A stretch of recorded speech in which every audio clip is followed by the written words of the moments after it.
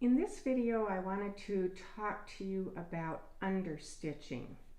Understitching is done on a garment, usually around a neckline or a facing, even a bias band, and it is stitched just past the seam line, and it's a stitching that goes through the lining or the facing or the bias band and the seam allowances.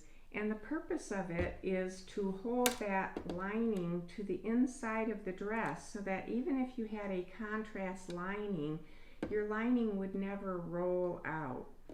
So I see a lot of novice seamstresses that will use top stitching to try and keep their linings or facings from poking out. But this to me is a little bit more professional look. Top stitching certainly has its place, but I certainly would not want to be top stitching on a garment like this dress because that would detract from it. Anytime you understitch, it gives it, it just keeps everything inside where it belongs. So I've chosen two very contrast fabrics, and I'm using a contrast thread so that hopefully this will show up. And this would be the neckline of the bodice of a dress or a blouse. The orange side is what we're pretending is the right side of the garment. And as you know, you always would stitch, and then you're going to clip along any curves so that you get so that it can conform to the body and not have puckers. So I've got this stitched and braided and clipped, and now I'm ready to understitch.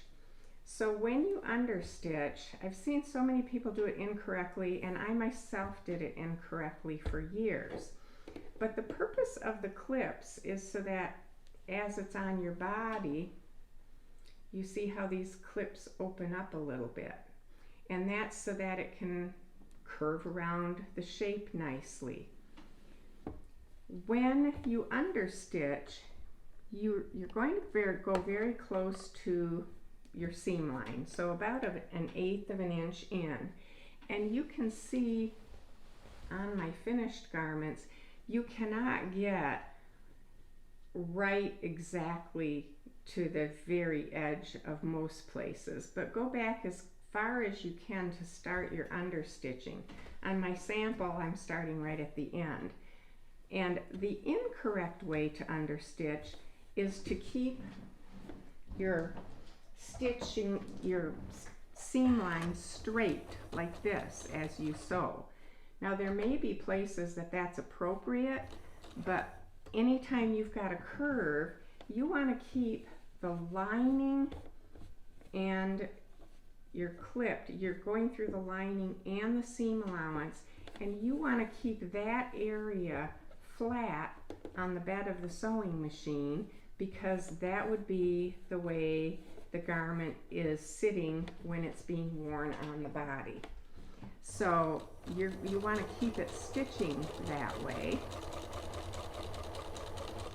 and that will make the right side of the garment bunched up over here, and that's okay, because you're going to see after we get this stitched all the way around that it really helps. Even before pressing, the lining will want to stay to the inside of the garment if this is done correctly. So you can see that you have to adjust it a lot as you go around these curves, and you want to always double check and make sure you're getting the seam allowance along with the lining as you do your stitching here.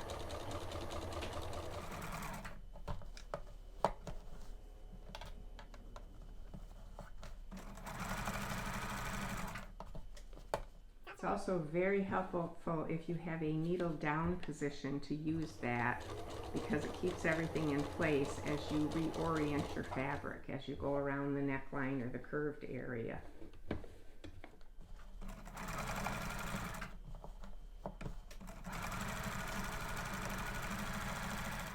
So here you can see that I've got my understitching all around the neckline of this pretend garment, and it's not as straight as it would be if I was actually able to do it not in front of the camera where I'm a little more accurate. But you can see, even as you set this down before you press, how that contrast wants to stay to the inside. It's not going to pop and peek out. And that has nothing to do with me. That has everything to do with the understitching. It keeps it all smooth and out here in place. So I hope that's helped, and that you'll be able to do your understitching properly if you've been doing it incorrectly in the past. If you enjoyed this video and would like to continue to see more of them as I put more out there, please consider hitting the subscribe button.